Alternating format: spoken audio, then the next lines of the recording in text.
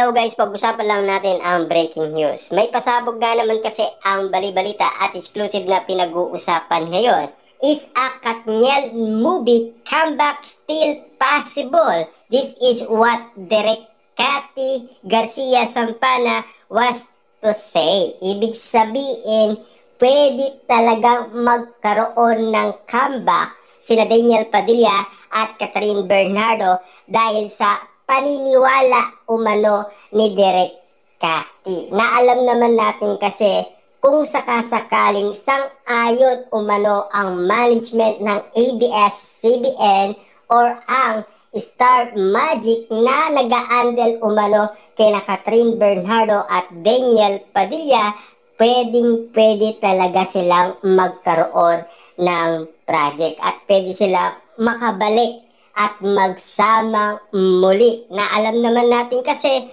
meron nakalaan na project sa Katniel. Walang iba kundi ang After Forever. Kasi itinanong yan kay Direk Cathy at sinagot naman niya ang lahat ng katanungan patungkol umano sa project ng Katniel. Kung sakasakali nga ba na pwedeng-pwede muling magsama sina Daniel Padilla at Catherine Bernardo. Yan kasi ang katanungan at yan din kasi ang pasabog at bogang-bonggang balita.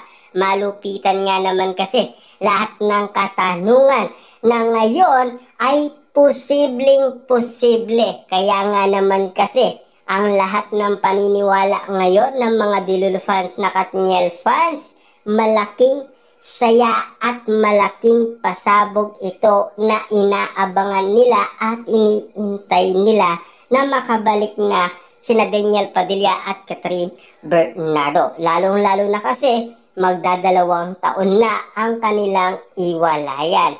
Pero maganda naman ang naging resulta ng mga balita patungkol umano kina Daniel Padilla at Catherine Bernardo. Simula nga naman kasi ibinalita sa ating yan ni Ogie Diaz noong 2024 sa ganap na Christmas special at siyempre kinatok daw ni Daniel Padilla si Catherine Bernardo at nagkitang muli sina Daniel Padilla at Catherine Bernardo. Lalong-lalo na may bit-bit pang bouquet na bulaklak itong si Daniel Padilla. At siyempre, pinag-uusapan na naging okay na sina Daniel Padilla at Catherine Bernardo. Ang balitang-balita nga naman kasi nagkapatawaran na at nagkasundo na. Kaso nga lang kasi meron pang deal umano si Catherine Bernardo. Ayon sa balibalita, ang gusto niya lang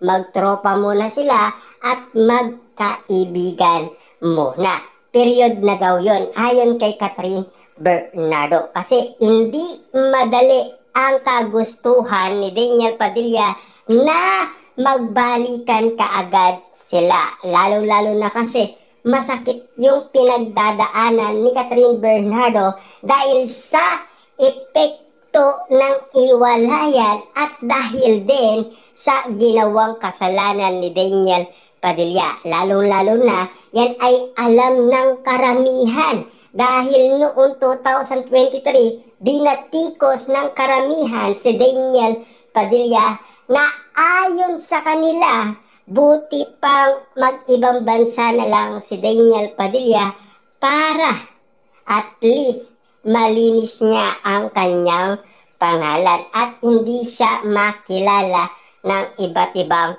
mga tao doon. Lalong-lalo na noong si Daniel Padilla ay balitang-balita na nagtayo siya ng negosyo sa Dubai.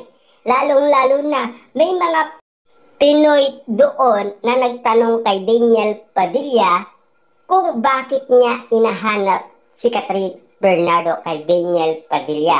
Ayon kasi kay Daniel Padilla, hindi niya pa ba alam ang nangyayaring kaganapan dahil sa iwalayan. Siyempre kalat na kalat yan sa social media at viral na viral at trending na trending. Ika nga ni Daniel Padilla, saan kang planetang nakatira. Yan kasi ang detalye ni Daniel Padilla sa OFW nasa Dubai. Lalong-lalo na kasi ngayon, umuugot nga naman kasi sina Daniel Padilla at Catherine Bernardo na parang nagpaparamdam nga naman sila sa isa't isa. Kaso nga lang kasi, marami pang adla, lalong-lalo na ang pamilyang Bernardo. At ang pagkakaalam natin last 2023, adlang din ang mga tito ni Catherine Bernardo para kay Daniel Padilla.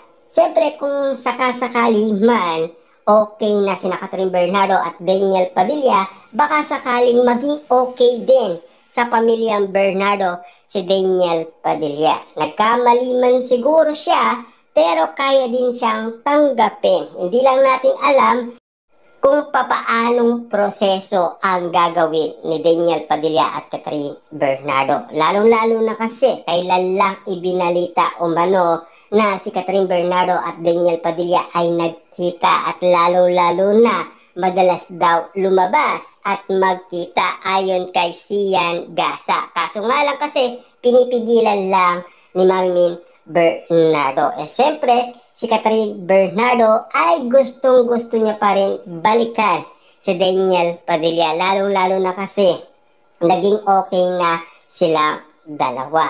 Nang dahil sa balitang yun, siyempre yung isang nanliligaw nga naman na Alden Richard, siyempre nagtampo at na-turn off nga naman kasi siya dahil sa nangyaring balitang yun. Siyempre ano pa ang kayang patunayan ni Alden Richard kung sakasakaling talo na siya kay Daniel Padilla, na alam naman natin kasi iniibig pa rin ni Catherine Bernardo si Daniel Padilla at hindi nawala yun. Kahit na ano pa man ang ginawang proseso ni Alden Richard, hindi na kaya ang mga ninja moves ni Alden Richard para kay Catherine Bernardo. Parang walang epekto para kay Catherine Bernardo. Hanggang ngayon kasi, ang mga ninja moves ni Daniel Padilla, yun pa rin ang inahanap ni Catherine Bernardo. Kasi ang sinasabi nga naman kasi ng balibalita, mas gusto kasi ni Catherine Bernardo ang mga brusko. Yan kasi ang balita.